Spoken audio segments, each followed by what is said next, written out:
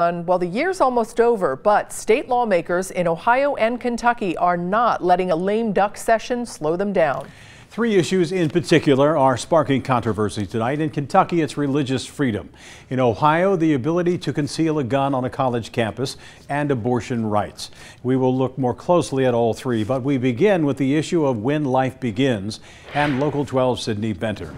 Rob, according to legislation that within the last hour passed through both chambers, the answer is when a fetal heartbeat is detected. At that point, some lawmakers say it's too late to perform an abortion. Now, protesters are outside the governor's residence trying to convince him not to sign off on it.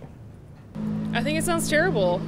I know that a lot of women don't even know that they're pregnant until after this time span, so it doesn't really give them any opportunity to make a choice for themselves and their family.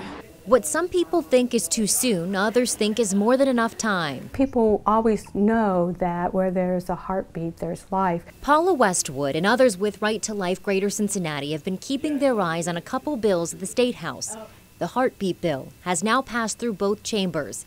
It got tacked onto a child abuse bill and would make it a felony to perform an abortion before determining whether there's a detectable heartbeat.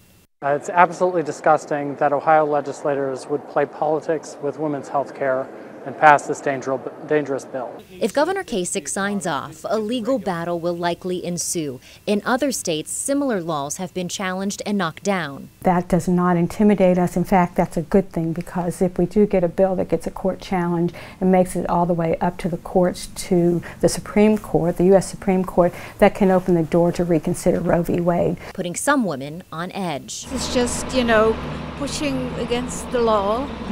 And it's very much getting into people's private lives. Now, there are no exceptions for rape or incest in the legislation. The only exceptions granted are for cases where the mother's health is in jeopardy. Rob?